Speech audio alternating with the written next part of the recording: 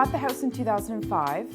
Our first son arrived in 2006, and 3.5 years later, our second son arrived, and the house really started becoming quite small. In the end, we decided to add an addition to the back of the house. The whole house is painted out in Farrenball white. I live in color at work every day, and I love coming home to just something that's very clean and works well as a backdrop to various colors and can be changed up quite simply. The living room for me was really important to add color to the space. It's the first room you see when you walk in. The sofa we had previously, and we recovered it in this beautiful Nordic blue velvet from Robert Allen. It has just the right amount of gray. The pillows just added that extra hit of color within the space. The Turkish rugs were a find online at eCarpet Gallery. Stacey Smithers insisted I try them at home, and sure enough, they were perfect. Several years ago, I had purchased the apothecary type unit on the right side of the mantle, and had been living at my parents' house for a few years. I think where it lives now is perfect, especially paired up with the demi-lume table. The demi-lume just adds that perfect hit of trad to the room, and I think that was almost missing. For our front window, we get amazing light throughout the house, and I didn't want to block with having two panels, so I decided just to add shutters on the lower half. Because we're elevated, we didn't need the privacy for the full space.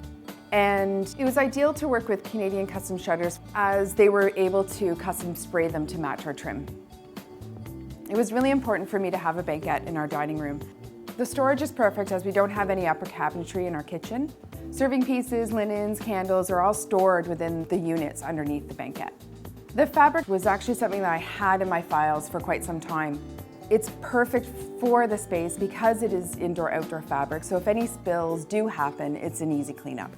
The light was found at the door store, and I fell in love with it right off the bat. It has this beautiful patina, and I think the light bulbs that have this kind of faceted finish to them is just a really lovely architectural touch. In the house originally, we had a wall that separated the kitchen and the dining room and living room, and by opening up the space, it meant that we could add this large island. It enabled us to entertain and cook and all be in the same space together. So I really wanted to keep to a clean, simple palette for the kitchen. I picked white subway tiles, the counters are all white, the cabinetry's even white. The kitchen cabinets are from IKEA. To break up the white within the kitchen, I added the brass hardware from Lee Valley on all the cabinetry. And then to break that up, I added the Kohler faucet to the sink, and I just love how that black stands on its own on the island. Working with IKEA Installation Services, we added different elements, so the island ended up being covered in Carrara marble. It's beautiful in the sense that it has this really strong veining to it. On the outer cabinetry, I actually used handstone for the surfaces around the range because I think it was key that it could hold up to pots and pans and the mess of cooking. We upgraded to a 5-burner range, and this Bertazzoni range was perfect because it is simple in design, but it gave us all the elements we wanted. And just above the range, we added a pot filler, and we decided to go with a chrome finish on that to work with the range. Leading down the hall, we have the principal bedroom. Because the back of the house is quite modern, we have these large windows to address. And I decided to install floor-to-ceiling drapes, and Tonic Living has a great selection of fabrics, and we decided to go with this natural linen. I just think it adds this really soft touch to the room, and it works well with the lovely soft pink rug and the blue and grays within the space. On the other side of the window, we did a full wall of PAX units, and IKEA Installation Services modified the PAX units to fit the entire space, and so they look custom. And for my husband and I, we have our entire closet, and all of our belongings are in these 2 units, so it's perfect. And the finishing touch was the light. Our deputy editor, Hilary Smythe, actually showed me the feature that was going to be in our French publication on Lambert et Fille. And as soon as I saw his lights, I just thought, I have to use one of these in the house. I love the brass little accents on the light, and the scale of it is actually a little unexpected. So then beside our room, we have Tate's room, and Tate's room actually was designed around the two beds butted up against each other. And the great thing about these beds, they have storage underneath. I love the mix of the IKEA bedding with the Virginia Johnson bedding, and then the hits of the classic Hudson Bay blankets at the end are just beautiful with that Kelly green hit.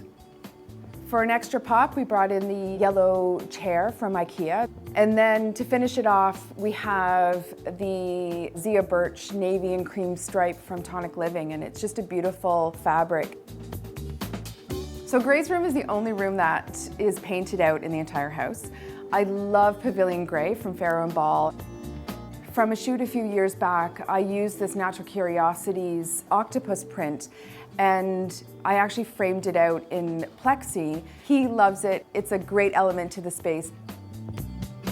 On the other side of his bed, he has this little niche. We put his dresser in that little space and then did this little collage over top, and it displays some special items.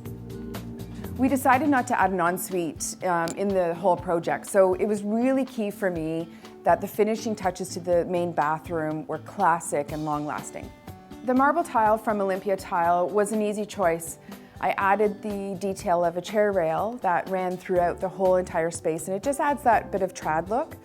I mixed the designs by using very contemporary fixtures from American Standard for the sinks and for the tub. However, I selected a more traditional design for the toilet. The elements definitely have to work together, but I don't feel they have to have an exact match. When designing the house, I always kept in mind that we were designing the house for us and not for resale purposes. The house really works for our family, and it's a space that we can grow into. But once the boys move out, which I know I'm really looking far ahead, the house is still a decent size, and it will be perfect for us to retire in.